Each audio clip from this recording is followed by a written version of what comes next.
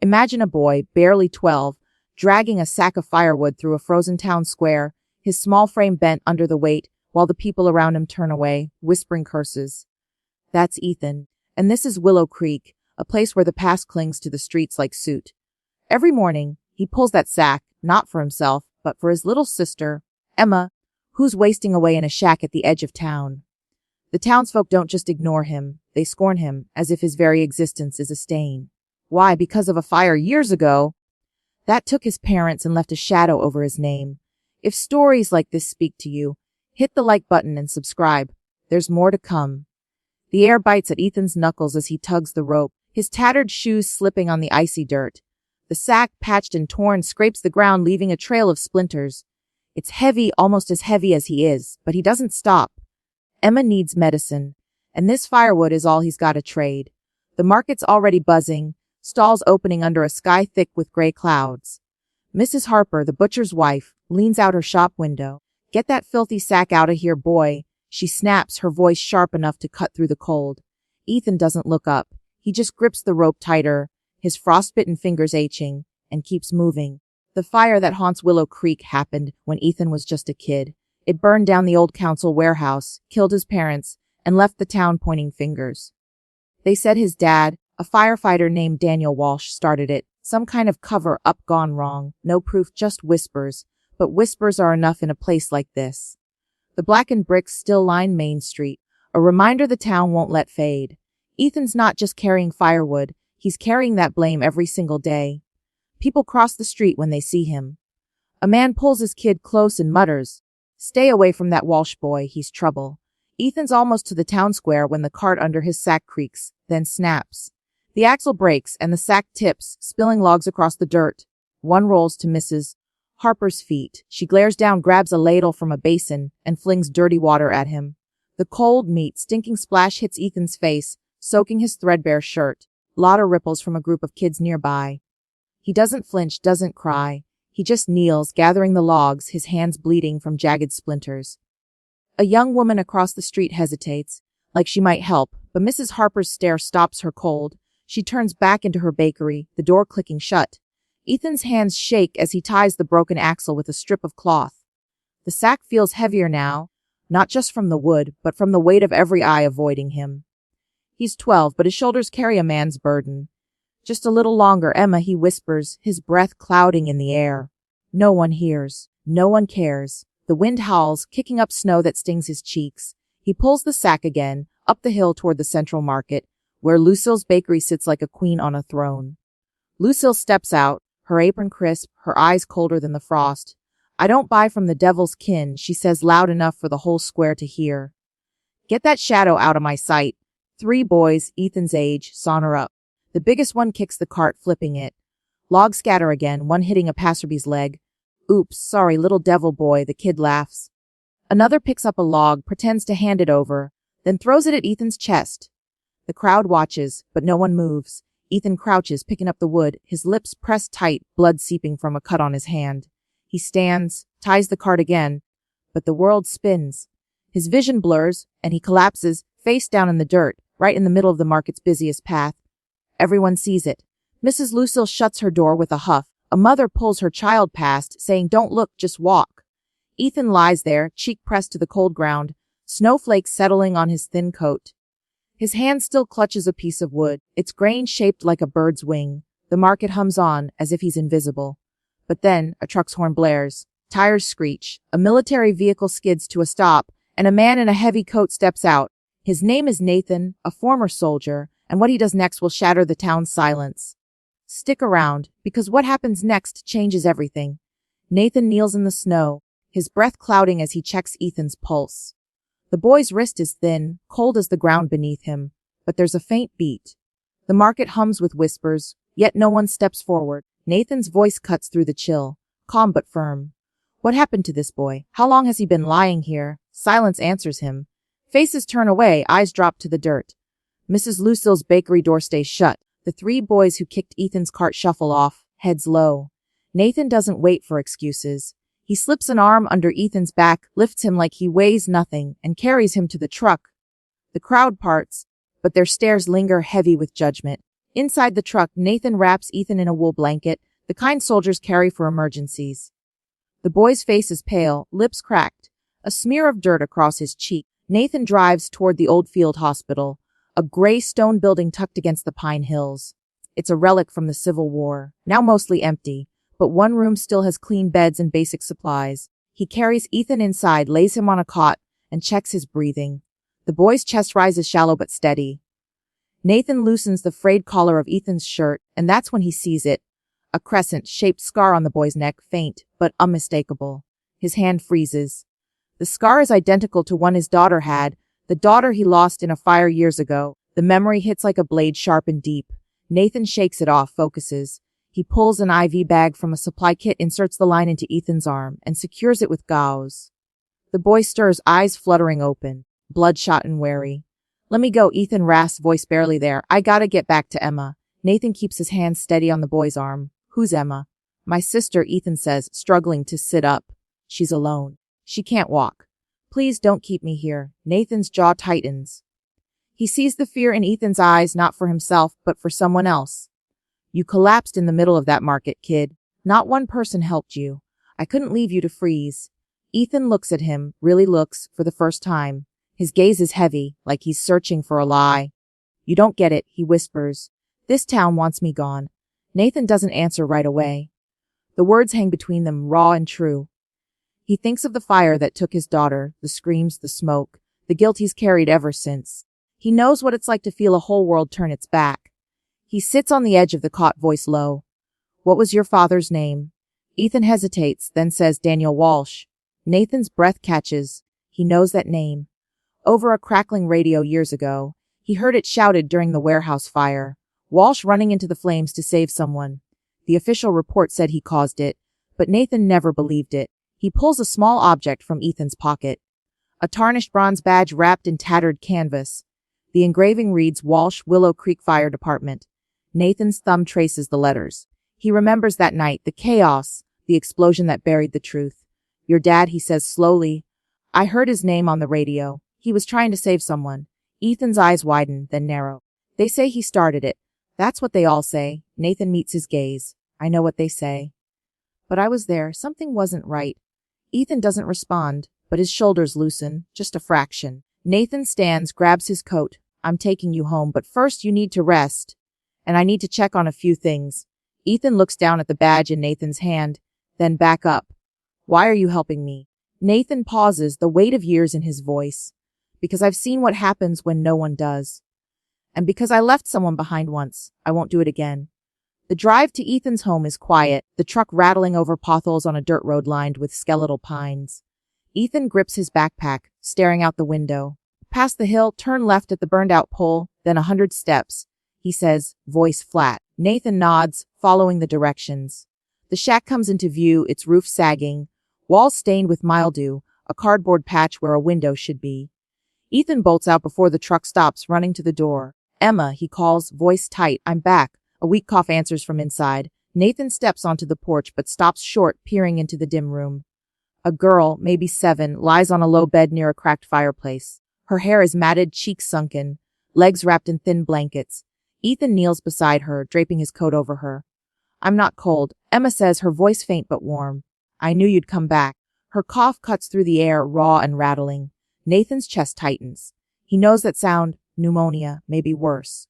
He steps inside, careful, like the floor might break under the weight of his decision. "I need to check your sister," he says to Ethan. "That cough's not right. If she stays here, it'll get bad fast." Emma looks up, eyes dull but curious. "Are you a doctor?" "No," Nathan says. "I was a soldier. I know enough to help." "Are you a good person?" she asks, her voice small but sharp. Nathan's hand pauses. "I don't know," he says. "I thought I was once. Then I wasn't so sure." Emma tilts her head. "But you didn't leave my brother." "Why not? Everyone else did." Nathan meets her gaze, steady. "Because he didn't deserve it. And because I see someone else in him, someone I couldn't save." Ethan watches, silent, his hand squeezing Emma's. Nathan notices a folded paper on the table, tucked under a cracked cup. He unfolds it, a note written in shaky handwriting. "If I'm gone, don't abandon my children. They're innocent. Believe them." Nathan's throat tightens. He slips the note into his pocket, a promise forming in his mind. He looks at Ethan. I'm getting your sister to a hospital. And I'm going to find out what really happened to your dad. Ethan's eyes flicker with something new. Not hope, not yet, but the start of it. For the first time, someone's listening. Nathan sits in his truck, the engine idling, the note from Ethan's shack heavy in his pocket. The words, "Don't abandon my children," burn in his mind, mingling with memories of smoke and screams from the warehouse fire.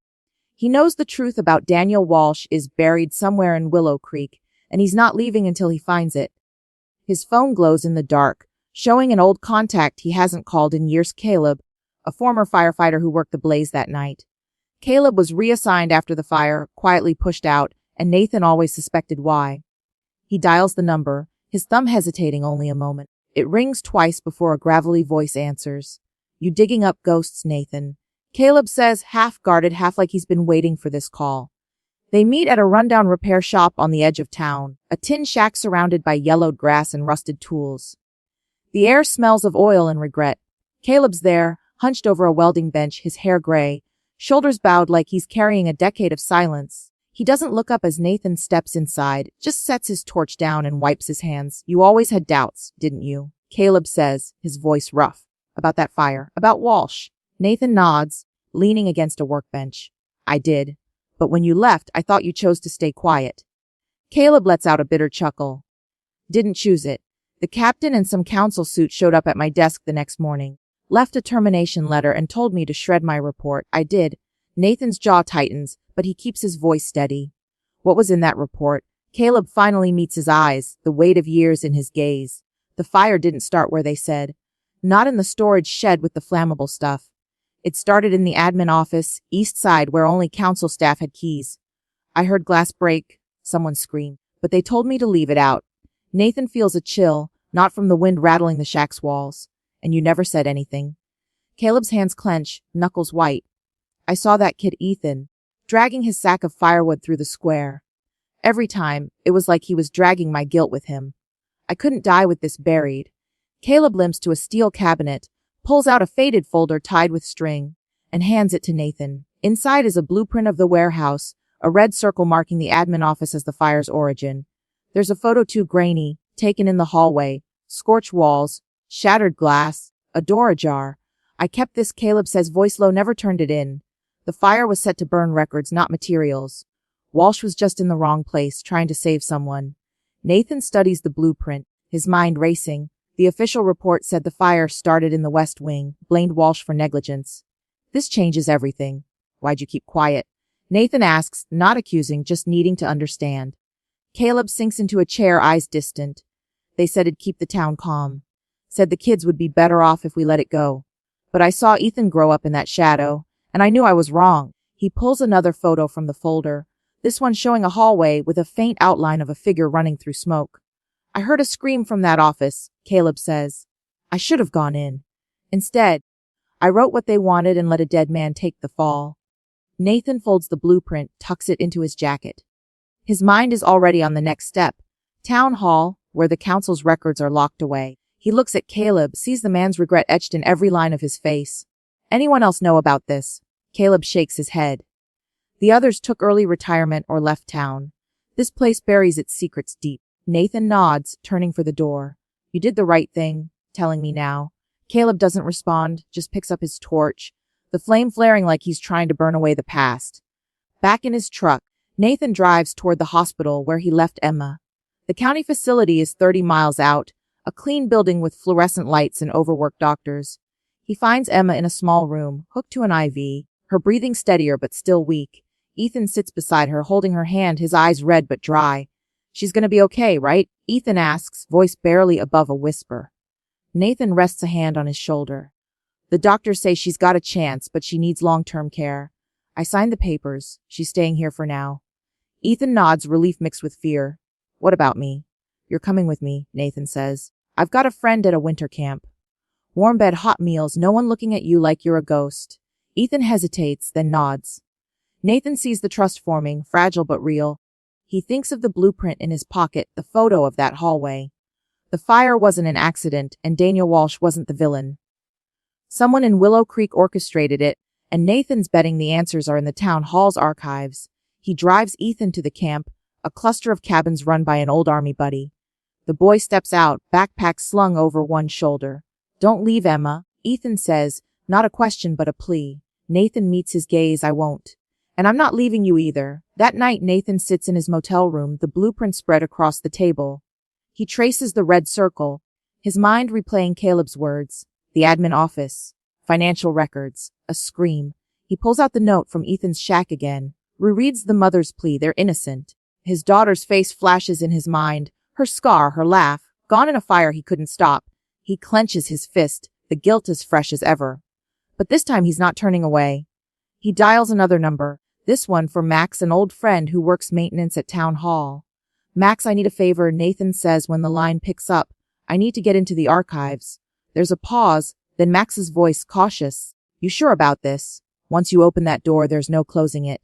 Nathan doesn't hesitate. I'm sure. The plan forms quickly. Max knows the town hall's layout, knows the basement archives are unguarded. A cost-cutting move from years ago. There's a box, Max says, sealed, marked for disposal but never destroyed. Budget ledgers, council notes from the year of the fire. Nathan hangs up, his resolve hardening. He's not just fighting for Ethan and Emma. He's fighting for the truth, for a man who ran into the flames and never came out, for a town that needs to face its sins. The wind howls outside, but Nathan doesn't hear it. He's already moving toward the next step, toward a truth that's been buried too long. Nathan moves through the shadows of Willow Creek's town hall, his boots silent on the concrete floor. The air smells of dust and old paper, the kind of scent that clings to secrets. Max's key, slipped to him earlier, weighs heavy in his pocket. The basement archives are unguarded, just as Max promised, a relic of budget cuts from a town too cheap to care about its past. Nathan's flashlight cuts through the dark, illuminating rows of metal filing cabinets, each labeled by year. He's not here for guesses. Caleb's blueprint, tucked inside his jacket, points to one truth: the fire that killed Daniel Walsh was no accident. Somewhere in this room, the proof is waiting. He finds the drawer marked 2019, sealed with a rusted lock. The key turns with a soft click and the drawer groans open. Inside, a single silver document box, red tape across its lid, stamped with the words archived, do not process. Nathan slices the tape with a pocket knife, his hand steady despite the pulse hammering in his chest. Papers spill out. Budget reports, invoices, council meeting notes, all signed by the former mayor Richard Holt. Nathan skims them, his eyes catching on phrases like discretionary fund transfers and compensation payouts. At the bottom, a leather-bound notebook, its pages crisp but yellowed. He opens it, and the handwriting is unmistakable. Holt's, slanted and deliberate. One line underlined in red stops him cold. September 25, 2019. Ledger and admin office must be destroyed. Instruct security to ignite warehouse using ethanol. No electrical trace. Nathan's breath catches. It's not just proof. It's a confession. The fire was set to erase financial records, and Daniel Walsh, running in to save a life, was the perfect scapegoat. Nathan flips through more pages, finding a sketch of the warehouse with a note, paper, and ethanol. Highest ignition risk. His grip tightens. This isn't a mistake. It's a plan written in ink by a man who thought he'd never be caught. A faint creak echoes from the hallway. Nathan freezes, slipping the notebook into his jacket. Footsteps, heavy and deliberate, approach. He moves toward the side exit, but a figure blocks the doorway, tall, broad-shouldered, a sheriff's badge glinting under the dim light. Sheriff Tom Brennan's hand rests near his holster, his voice low and dry. What are you doing here, Nathan? This is restricted. Nathan meets his gaze, unflinching, looking for answers that got buried too long. Brennan steps closer, his shadow stretching across the floor. I could arrest you for trespassing. Classified materials, too. Nathan pulls the notebook from his jacket, holding it up. Go ahead, but if I don't walk out, this hits the Mountain Echo's desk by morning. They'll love Holt's signature on a fire he ordered. Brennan's eyes flick to the notebook, recognizing the handwriting. His hand twitches, but he doesn't draw. You're playing with fire, he says, quieter now, the threat fading into something heavier. Nathan's voice is calm, like steel. I'm digging through ashes, and if there's fire, I didn't light it. The sheriff exhales, his gaze wavering, as if weighing a choice he's avoided for years. Finally, he steps aside. I didn't see you tonight, but what you're unearthing could burn this town down. Nathan nods, slipping past without a word. The cold air hits him as he steps outside, the notebook a weight against his chest. He drives to his motel. The town silent under a starless sky. The blueprint, the photo from Caleb, and now Holt's notebook. They're pieces of a puzzle, but not enough to change Willow Creek. Not yet. Nathan spreads the documents on the table, his mind racing. Holt's gone, retired to a lakeside cabin, but his shadow lingers. The council, the sheriff, maybe even the fire chief. They all played a part, or at least looked the other way. Nathan thinks of Ethan, the boy's bloodshot eyes, his voice saying, "This town wants me gone." He thinks of Emma, coughing in that shack, her small hand clutching Ethan's. This isn't just about truth. It's about giving two kids a chance to live without shame. He calls Max again, voice low. "I got the notebook." Holt ordered the fire. Max whistles softly. "You're in deep now." "What's next?" Nathan pauses, staring at the papers. "I'm going public. Town Square, Sunday. I'll need a podium, speakers, everything." Max hesitates. "You sure?" "They'll come for you." Nathan's voice doesn't waver. "Let them." Max agrees to help, promising to spread the word. Nathan hangs up, then pulls out the note from Ethan's shack. They're innocent. Believe them. He tucks it back in his pocket, a reminder of why he's doing this. The next day, Nathan visits Emma at the county hospital. She's awake, propped up on pillows. Her face still pale, but her eyes brighter. Ethan's there, sitting cross-legged on a chair, a book open in his lap. "You didn't leave," Ethan says, not a question but a statement, like he's testing the world. Nathan shakes his head. "Told you I wouldn't." He looks at Emma. "How you feeling, kid?" She smiles faintly. "Better, the nurses are nice." Nathan nods, then turns to Ethan. "I found something about your dad, it's big. I'm telling the town soon." Ethan's eyes narrow, cautious. "They won't listen, they never do." Nathan leans forward. "They will this time. I'm making sure of it." Ethan doesn't reply, but his hands unclench just a little. Nathan spends the afternoon with them, reading to Emma, listening to Ethan talk about the stars he sees from their shack's roof. It's the first time he's seen the boy speak without fear. But as Nathan drives back to Willow Creek, the weight of what's coming settles in. Holt's notebook is damning, but the town's built on denial. Mrs. Harper, Lucille, the kids who tormented Ethan. They've all bought the lie about Daniel Walsh. Breaking that lie means breaking Willow Creek's heart. That night, Nathan sits alone, the documents spread before him. He thinks of his daughter, the fire that took her, the guilt he's carried for not running in sooner. He sees her in Ethan, in Emma, in their stubborn will to keep going. He's not just fighting for them. He's fighting for himself, for a chance to right a wrong he couldn't fix before. The town hall's archives gave him the truth, but the real battle is coming. Sunday in the square. He'll face a town that's spent years turning away. He closes the notebook, his resolve like iron. No one gets left behind this time. The sun hangs low over Willow Creek's town square, casting long shadows across the cobblestones.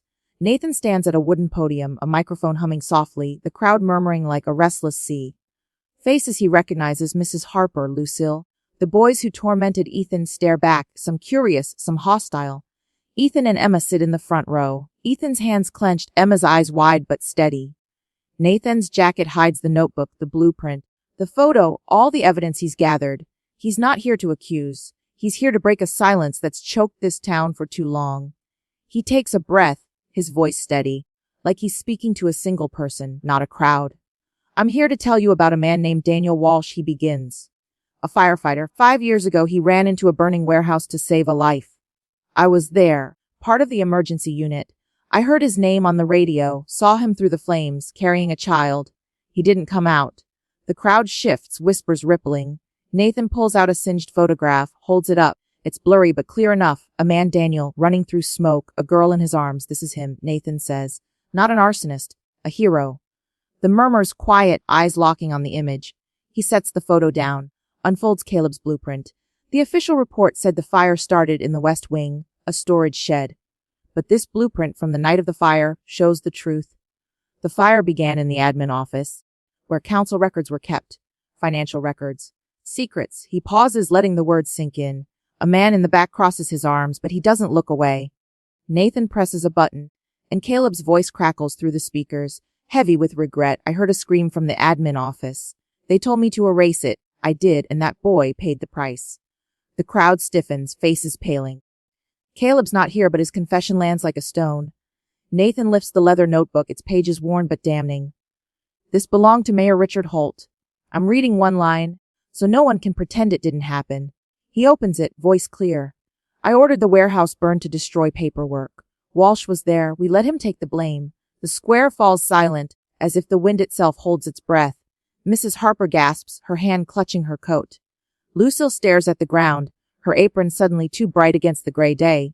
The boys from the market shift, their bravado gone. Nathan looks out, meeting every eye. You let a lie bury a family. You turned your backs on two kids who needed you. The silence breaks with a sob. Mrs. Harper drops to her knees, her husband reaching for her, but she's already shaking. I didn't know, she whispers, but it's not enough, not anymore. Nathan's gaze softens, but he doesn't stop. He turns to Ethan and Emma, motioning them forward. Ethan hesitates, then helps Emma stand, her new braces glinting in the light. She grips his arm, her steps slow but sure, and takes the microphone. Her voice trembles, but it carries, clear as a bell. My dad wasn't a bad man. My brother's not invisible, and I'm not afraid anymore. The words hit like a wave. A woman in the third row stands, clapping, her hands shaking. It's Ethan's old teacher, the one who once looked away when he was bullied. Another person joins, then another. An old man with a cane, a mother holding her child. The applause grows, not loud, but steady, like a heartbeat waking up. Ethan stands still, his eyes wet but unblinking. Emma grips his hand, her small frame straight despite the braces. For the first time, they're not alone. The town sees them, really sees them, and the weight of years begins to lift. Nathan steps back, letting the moment breathe. He thinks of his daughter, the fire that took her, the guilt he's carried. This isn't redemption, not fully, but it's a start. He looks at the crowd, sees shame, regret, but also something new, resolve. A man in the back, who once whispered about the Walsh family, steps forward, placing a white stone at Ethan's feet, a local tradition for making amends. Others follow one by one until a small pile forms. Mrs. Harper, still trembling, adds hers, whispering, "Forgive us." Ethan doesn't speak, but his shoulders loosen, just a fraction. The square empties slowly, people drifting away, their heads low but their steps lighter. Nathan kneels beside Emma, handing her the microphone again. "You did good, kid." She smiles, faint but real. "I just told the truth." Ethan looks at Nathan, his voice quiet. "They listened. You made them listen." Nathan shakes his head. "You did that, both of you." He thinks of the notebook, now in Max's hands, headed to the local paper. By morning, Holt's name will be in headlines, indicted for evidence tampering and manslaughter. The truth is out, and Willow Creek can't hide anymore. As the last of the crowd fades, Nathan sits with Ethan and Emma on a bench, the square now quiet. He pulls out a small drawing from his pocket, Emma's, a sketch of a house with 3 stick figures found in their shack. "What's this?" he asks. Emma's eyes light up. "My future. A home, with me and Ethan and someone else." Nathan's throat tightens. He sees his daughter in that drawing, in Emma's hope. He tucks it away, a promise to keep fighting. The town's not healed, not yet, but today it took a step. And for Ethan and Emma, that step means everything. The morning sun filters through the pines, casting golden patches on the new wooden gate of the Walsh Memorial Center. Ethan stands at the entrance, a clean shirt tucked into new jeans, his hands no longer raw from pulling a sack. The brass plaque on the gate gleams, Walsh Memorial Center for Mountain Kids. It's built on the land where Ethan and Emma's shack once stood, a place of mildew and despair now transformed into a haven. Nathan funded it through a veteran's grant, a tribute to Daniel Walsh, a firefighter whose name is finally clear. Ethan's not dragging firewood anymore. He's guiding kids like him, who know what it's like to feel invisible. Inside, the center hums with life. Children from nearby towns sit in a circle, cloth bags filled with books and snacks at their feet. Ethan kneels among them, his voice steady, telling stories of cold nights and broken wheels, but also of the man who stopped when no one else did. The kids listen, not because he's loud, but because he's real. "I ate snow to get by," he says, and they nod, believing him. Across the yard, Emma moves slowly, her walker steady on the grass. Months of therapy have strengthened her legs, and though she'll never run, each step is a defiance of the sickness that nearly took her. She smiles, a real smile, her eyes catching the light. Nathan watches from a bench, a coffee mug in his hand. He's no longer in uniform, just a white shirt, sleeves rolled up, a man who's laid down his past. He thinks of the letter from his old unit, offering a promotion, a return to service. He burned it in front of Ethan and Emma, the ashes curling into nothing. "I was a soldier," he told them that day, "but I stayed silent when your dad was blamed. I won't be that man again." Now, he's here every morning, fixing leaks, planting vegetables, teaching Ethan how to use a hammer. The kids call him Nate, and it feels right, like a name he's earned. The town has changed slowly, like ice melting in spring. Mrs. Harper comes by weekly, bringing meat pies, her eyes still heavy with regret. I should have helped sooner, she says, setting a tray on the center's table. Ethan nods, not forgiving yet, but listening. Lucille, the baker, drops off pastries, her voice soft. You used to sell firewood. Now let me bake for you. One by one, people add white stones to the pile by the gate, a tradition Caleb started before he passed. Caleb's gone now, his old shop donated to the center, his welding tools now teaching kids to build. He left a note, let me be a child in Willow Creek again. Ethan keeps it on the center's wall, a reminder of second chances. Sheriff Brennan shows up one afternoon, out of uniform, holding an envelope. It's a deed, he says, for a plot out west, big enough for a playground. If you want it, it's yours. Ethan takes it, his fingers brushing the paper. He doesn't say thank you, but he doesn't turn away either. The sheriff nods, then leaves, his steps lighter. Willow Creek's not perfect. Some still whisper, some avoid the center, but the silence is gone. The truth about the fire, about Holt's lies, is in the open, printed in the local paper, taught in the school's history class. Holt's in court now, facing charges that stick, and the town can't pretend it didn't happen. Ethan stands by the center's fireplace one evening, the old burlap sack in his hands. It's clean now, stitched, but still the same sack that carried his world. This was my home, my spine, he says to the kids gathered around. But it's enough now. He tosses it into the flames, the fabric curling, then gone. Emma touches his arm. You don't have to carry it anymore. The kids don't ask why. They just hold hands, watching the fire, understanding in their quiet way. Ethan feels lighter, like he's finally set down a weight he didn't know he could. Nathan joins them, sitting by the fire. He pulls out Emma's drawing, the one with the house and 3 figures. You still want this, he asks. Emma nods, her braces creaking as she shifts. A bluer sky this time. Nathan smiles, tucking it away. He thinks of his daughter, the fire that took her, but the pain is softer now, like a scar that's healed. He's not replacing her. He's building something new, for Ethan, for Emma, for himself. The center's not just a building. It's a promise, a place where no kid has to drag a sack alone. The next day, Ethan writes a letter, his first, to a boy in a nearby town, bullied for his father's mistakes. I'm not good with advice, he writes, but I thought no one would stop for me. Then someone did. If you need someone to walk with you, I'm here. He seals it, hands it to Nathan, who mails it without a word. The letter starts something. A chain of notes, kids reaching out to kids, a quiet network of those who've been left behind. Willow Creek becomes known for it, a town where people stop, where stones pile up, where truth matters. Ethan and Emma sit with Nathan on the center's porch, the sky clear, the air warm with late spring.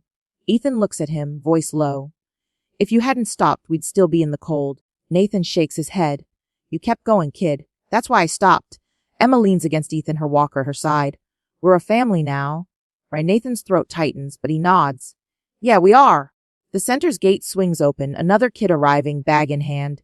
Ethan stands ready to guide, and Nathan knows this is where he belongs.